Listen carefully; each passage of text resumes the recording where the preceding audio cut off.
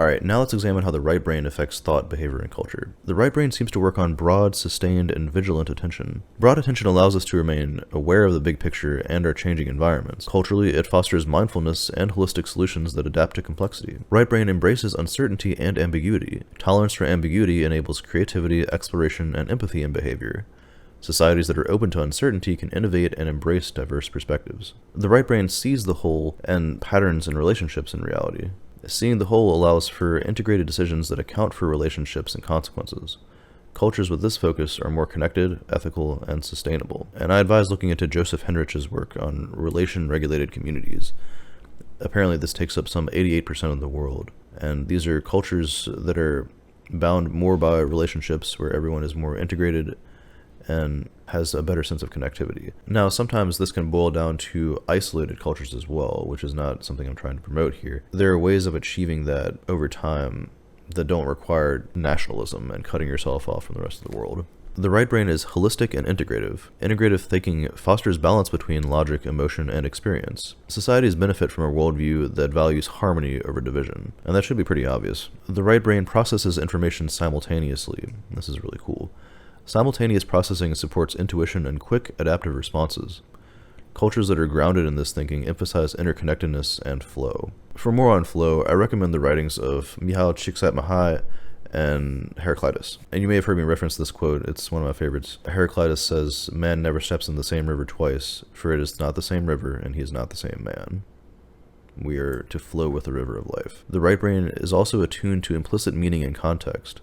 Awareness of nuance enhances empathy and deeper understanding in decisions and behavior. Culturally, it sustains meaning in art and relationships. Now, overly literal thinking is also typical criteria for autism in many nations. This is often addressed with cognitive behavioral therapy and communications therapies and other forms. And the right brain is responsible for symbolism, metaphor, and prosody in language. Metaphors enrich language. They allow for emotional resonance and layered understanding. Societies that value symbolism maintain deeper traditions, art, and stories. And by the way, prosody is the sing-song aspect of language. This is what I'm doing with my voice right now as I am exemplifying, and the pitch of my voice is going up and down as I inflect. Make a point that this can also be improved upon with practice. This is something that I've had to work on over the years with my own diagnosis of central language processing disorder, or disordered states, as I like to say.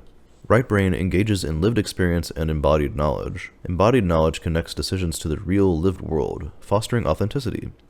Culturally, it grounds communities in nature, relationships, and sensory experience. And I just want to note, in the United States, we tend to pathologize sensory experiences and overemphasize the lived experience over those experiences of others. And this may be due to individualism, or hyper-individualism, I should say, where we don't really have another standpoint to come from when you look at psychology through the individual perspective, where it's the person as excluded from society and from holism, the holistic perspective of everything that goes into making a human. The right brain understands emotional and intuitive nuances.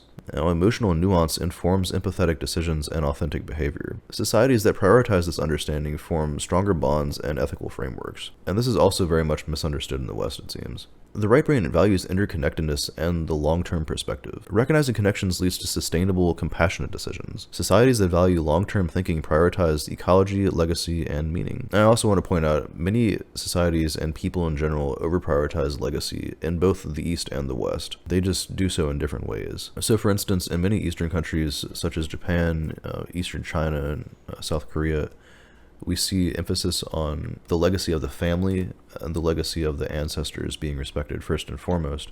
And if your career path defies that and challenges what your parents want you to do or what your grandparents did and your grandparents, that is very much challenged. That's very much shameful in many of those cultures, because the legacy is something that's carried through your ancestors, it seems. And in the Western cultures like US and Canada and UK, we see more emphasis on the legacy based in the individual, where it's my personal stamp on this world. I've made my impact, and if I'm not going to live forever, I'm going to live through what I did for the world, which is the healthy way to go about that. An unhealthy way that we see in the West is I'm going to make my kid into what I what I wanted to be because my legacy wasn't fulfilled. I didn't do what I wanted in my youth, and now I want to impose that upon him or whatever. Or I will neglect my child, and I'll neglect raising my children properly to overly pursue my legacy, and that's also seen.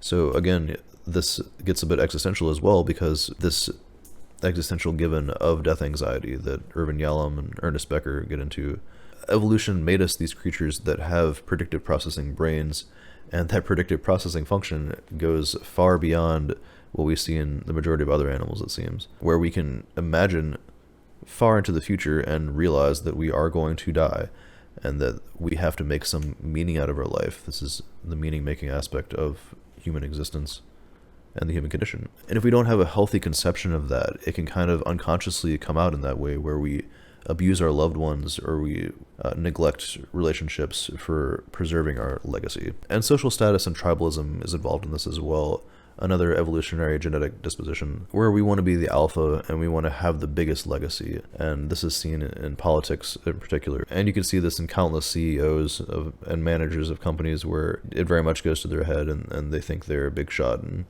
they treat their employees as less than, or they talk down to people. And that's not to say this isn't as prevalent in the East, but it's certainly very prevalent in the industrialized nations and capitalist nations. The right brain also sees dynamic and changing aspects of reality. A dynamic worldview encourages adaptability and openness to growth. Cultures that embrace change innovate and evolve. The right brain seems to engage with reality as a presence and not just a model. Direct engagement fosters vitality and deep relationships. Societies that prioritize presence avoid abstraction and disconnection. Now, I should point out, a lot of philosophers have made note that indeed we can never perfectly model reality.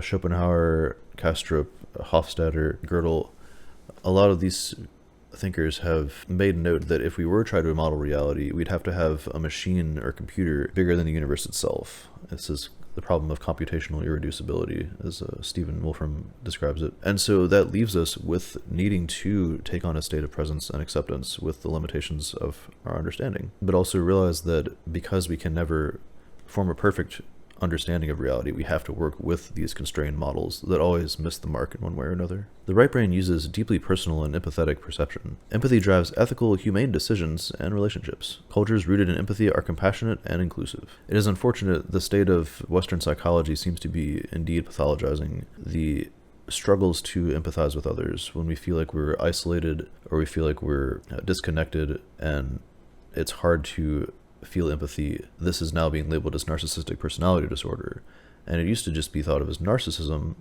and that more so encouraged someone to try and work on it, or to try and establish a sense of empathy and a sense of connection and compassion towards others. The feeling of empathy too much is also being pathologized. Some people are identifying it as empaths, as if they have a capacity that other people simply do not, and everyone has a capacity to develop empathy. We think otherwise, that creates disconnection and it creates limiting beliefs. The right brain accepts the world as it is without needing to control it. Acceptance reduces stress and fosters harmony with nature and others. Societies embracing this mindset live more sustainably and peacefully. Now, Western dominance ideologies are steeped in this having mode. Religions encourage controlling the world's resources, and citizens avoid presence with escapism via consumer culture. The right brain uses synthetic, imaginative, and creative thinking. Creativity inspires innovation and cultural expression. Societies flourish when imagination shapes progress alongside reason. It seems that all cultures are creative in their own ways. Some stifle creativity more than others, though. In the United States, it seems that STEM, or science, technology, engineering, and math, is most promising when it comes to careers. It's harder to gain employment when you're pursuing art or music or history or anthropology and any of the humanities. The right brain is open to novelty and the unfamiliar. Openness fosters growth, learning, and inclusivity. Cultures that embrace novelty thrive through diversity and innovation. The right brain seems to rely on connotation and emotional resonance. Emotional resonance deepens relationships and meaning. Societies that value connotation preserve art, myth, and ritual. And we can start to see a kind of a divide there between the more mystical, more religious, and superstitious way of thinking, and the more logically formal and scientifically valid and empirical. I shouldn't say valid, because both of these are valid in their own way, but too much of one creates imbalance. For instance, in a lot of social media groups, you'll see phrases like, "that resonates with me," and That's good to find people and concepts that resonate with you, but also this can be very misleading if you're trying to be in a growth mindset. If you're resonating with language that limits you, that can be counterproductive and counterintuitive. And that being said, the right brain is also very adaptable and responsive to changing circumstances. Adaptability ensures resilience and survival in dynamic environments. Consumerist and capitalist nations tend to encourage stagnation and escapism in the individual, which can nullify growth. But it can promote growth economically, so there's kind of a trade-off there, it seems. The right brain tends to seek the implicit, tangible, and the transcendent. A search for transcendence fosters meaning and spiritual depth. Cultures that are grounded in this pursuit balance materialism with purpose. Now, some people do seem kind of paranoid with the word transcendence. We think of this as some form of toxic personal mastery, or some misunderstanding of Nietzsche's Übermensch. To many Westerners, the word transcendence has a kind of mystical connotation to it, but as I try to teach the word, it has the implication of growth and just personal achievement and being in a growth mindset. The right brain seems to balance society by grounding it in meaning, connection, and vitality. Grounding society in meaning ensures holistic well-being. Cultures that are led by the right hemisphere integrate ethics, creativity, and balance into progress. And the West seems to struggle with meaning and identity. For more on this, I recommend John Verbekey's 51-part series, Awakening from the Meaning Crisis.